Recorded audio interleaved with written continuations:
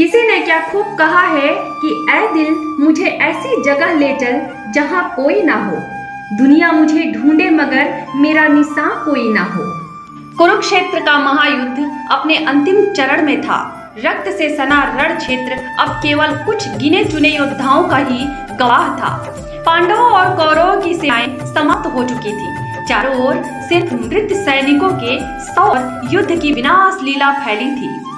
अर्जुन के बाणों से बिधकर कर्ण धरती पर गिर पड़े। भगवान श्री कृष्ण की योजना के अनुसार कर्ण की कवच कुंडल विहीन स्थिति ने उनकी पराजय को सुनिश्चित कर दिया था। जैसे ही कर्ण अंतिम सांसें गिनने लगे, एक रहस्यमयी छाया उनके समीप आई। वह कोई और नहीं बल्कि द्रोण पुत्र अश्वत्थामा था। अश्वत्थामा धीरे धीरे घायल कर्ण के पास आया।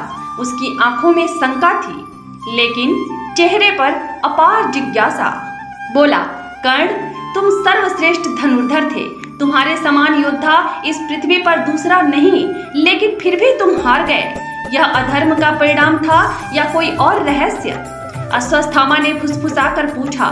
कर्ण ने क्षीण स्वर में उत्तर दिया, जो सत्य मैं जानता हूँ वह तुम्हें भी जानना चाहिए, क्योंकि तुम इस युद्ध के बाद भी जीवित रहने वाले हो। लेकिन यह रहस्य तुम्हें एक सांप की तरह लगेगा। अश्वत्थामा के माथे पर चिंता की लकीरें उभर आई। वह कर्ण के निकट बैठ गया और ध्यान से उसकी बात सुनने लगा। कर्ण ने गहरी सांस ली और बोले, यह युद्ध पहले ही तय हो चुका था। यह सिर्फ एक नाटक था जिसमें हम सभी केवल पात्र थे। जो होना था वह पहले से ही लिखा जा चुका था, पर तुम यह नहीं जानते कि इसका वास्तविक कारण क्या है। अश्वत्थामा चौंक उठा। उसने पूछा, क्या यह सब नियति थी? लेकिन नियति तो वीरता और पराक्रम से बदली जा सकती है, फिर तुम इसे टाल क्यों नहीं पाए? कर्ण हल्के से मुस्कुराए। उनकी आंखों में एक रहस्यमयी चमक थी। यह नियति नहीं थी, यह एक चक्र था। एक ऐसा चक्र जिसे कोई भी तोड़ नहीं सकता था। अश्वत्थामा की जिज्ञासा और बढ़ गई। उसने पूछा, कौन सा चक्र? कर्ण ने उत्तर दिया, यह काल चक्र है, जिसका प्रारंभ महर्षि परशुराम के समय से हुआ था और जिसका अंत अभी भी नहीं होगा। जब जब अधर्म बढ़ेगा, यह चक्र पुनः सक्रिय होगा। लेकिन इसमें सबसे बड़ा रहस्य यह है कि अश्वत्थामा ने अधीर होकर पूछा, क्या? कर्ण ने अश्वत्थामा की आंखों में झांका और बोले, यह चक्र अभी समाप्त नहीं होगा। तुम इस चक्र का केंद्र हो अश्वत्थामा। तुम ही इस युग के अंतिम प्रमाण हो। अश्वत्थामा को विश्वास नहीं हुआ। उसने गुस्सा में कहा, मैं एक योद्धा हूँ, पराजित नहीं। मेरे पास शिव का वरदान है, मैं अमर हूँ। तो फिर यह चक्र मुझसे कैसे जुड़ा हुआ है? कर्ण ने दर्द से कराहते हुए उत्तर दिया, अमरत्व एक वरदान नहीं, एक शाप है। यदि इसे समझा न जाए, जब इस युद्ध का अंत होगा तो श्री कृष्ण तुम्हें शाप देंगे कि तुम युगों युगों तक धरती पर भटकोगे। लेकिन यह कोई साधारण शाप नहीं होगा।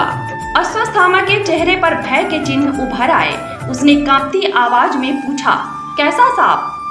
कर्ण ने गहरी सांस लेते हुए कहा, तुम्हें अमरता मिलेगी, लेकिन किसी को भी तुम्हारा अस्तित्व स्वीकार नहीं होगा।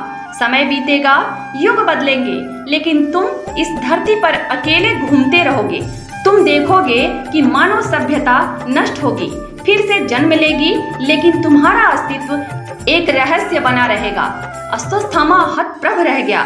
उसने अविश्वास से कहा, यह असंभव है। कृष्ण ऐसा क्यों करेंगे? कर्ण की आंखों में एक गहरी उदासी झलक रही थी। उन्होंने उत्तर दिया, क्योंकि यह काल चक्र का नियम है। तुम ही एक अंतिम कड़ी हो जो इस युद्ध के विनाश को युगों तक जीवित रखोगे। तुम्हारा नाम कभी मिटेगा नहीं, लेकिन तुम्हारे साथ कोई भी खड़ा नहीं होगा। यह सत्य तुम्हें कष्ट देगा, लेकिन इसे तुम बदल नहीं सकते। अश्वत्थामा को इस बात पर विश्वास नहीं हुआ। उसने क्रोधित स्वर में कहा, अगर यह सत्य है तो फिर मैं इससे बचने के लिए क्या कर सकता हूँ? कर्ण ने अपनी मरणासन्न आंखें बंद कर ली और बोले, काल से कोई नहीं बच सकता अश्वत्थामा। अगर तुम सच में बचना चाहते हो तो स्वयं को पहचानो।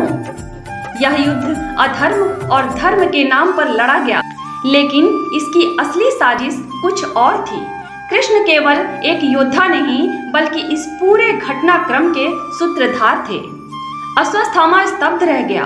तो क्या इसका अर्थ यह है कि यह युद्ध केवल धर्म की रक्षा के लिए नहीं बल्कि किसी और उद्देश्य के लिए था? कर्ण ने हल्की मुस्कान के साथ उत्तर दिया, हाँ, यह युद्ध केवल कुरुक्षेत्र की धरती पर हुआ एक संग्राम नहीं था, यह ब्रह्मांड के संतुलन का युद्ध था। यह युद्ध इसलिए हुआ ताकि अधर्म के बीज को रोका जा सके और तुम्हारा अमरत्व इस युद्ध की अंतिम चेतावनी होगी जो हर युग में पुनः जागृत होगा। अश्वत्थामा के चेहरे पर भय और आशंका थी। उसने धीरे से पूछा, क्या मैं इस चक्र को तोड़ सकता हूँ? कर्ण ने अंतिम सांस लेने से पहले कहा, यदि कोई यह चक्र तोड़ सकता है तो वह स्वयं काल चक्र को समझकर ही तोड़ सकता है और इसके लिए तुम्हें हजारों वर्षों तक प्रतीक्षा करनी होगी। जब कोई ऐसा व्यक्ति आएगा जो तुम्हारे शाप को समाप्त करने की शक्ति रखेगा। मरने से पहले कर्ण ने अश्वत्थामा से कहा, हे अश्वत्थामा, तू अपने पिता द्रोणाचार्य का पुत्र है और मैं कर्ण, द्रौपदी का पति। युद्ध में मैंने बहुत अन्याय किया है और अब मुझे इसका फल भुगतना होगा। उसने यह भी कहा था कि मैं जानता हूँ कि तुम मेरा बदला लेने के लिए दुर्योधन के पक्ष में हो, लेकिन मैं तुम्हें यह भी बताना चाहता हूँ कि युद्ध में सबसे बड़ी शक्ति सत्य और न्याय है। मरने से पहले कर्ण ने अश्वत्थामा से कहा था कि हे अश्वत्थामा, मैं तुम्हारे साथ नहीं रह सकता। मैं तुम्हें दोष नहीं देना चाहता, लेकिन तुम कौरवों के पक्ष में क्यों थे? तुम्हें पता था कि दुर्योधन गलत था, लेकिन तुमने उसकी रक्षा के लिए युद्ध किया। कर्ण ने अश्वत्थामा से यह भी कहा था कि वह भगवान कृष्ण से माफी मांगे और उनसे क्षमा प्राप्त करे ताकि वह अपने कर्मों के लिए पछतावा कर सके। कर्ण ने अश्वत्थामा को यह भी सलाह दी थी कि वह दुर्योधन के पीछे न जाए और पांडवों के साथ शांति कायम रखे। कर्ण की मृत्यु और अश्वत्थामा का दुर्भाग्य इतना कहकर कर्ण ने अंतिम सांस ली और इस संसार से विदा हो गए। अश्वत्थामा उनके शव के पास स्तब्ध खड़ा रहा। थोड़े ही समय बाद श्री कृष्ण ने अश्वत्थामा को शाप दिया। उसने द्रौपदी के पुत्रों को पांडव समझकर मार डाला। उसने उत्तरा को भी मारने का प्रयास किया ताकि अर्जुन का वंश समाप्त हो जाए। तब श्री कृष्ण ने गुस्से में आकर अश्वत्थामा को चिरकाल तक धरती पर कोढ़ी बनकर भटकने का श्राप दिया था। कृष्ण के इसी श्राप की वजह से अश्वत्थामा अमर हो गया था और वह काल चक्र के जाल में फंस गया। वह युगों युगों तक इस पृथ्वी पर भटकने को विवश हो गया और उसके साथ वही रहस्य सदा के लिए छिपा रहा जो कर्ण ने उसे बताया था। आज भी कहा जाता है कि अश्वत्थामा जीवित है और किसी गुप्त स्थान पर कर्ण के कहे गए शब्दों का अर्थ खोज रहा है। क्या यह चक्र कभी टूटेगा? कोई नहीं जानता, लेकिन जो भी इस रहस्य को समझेगा वह इतिहास को एक नया मोड़ देगा।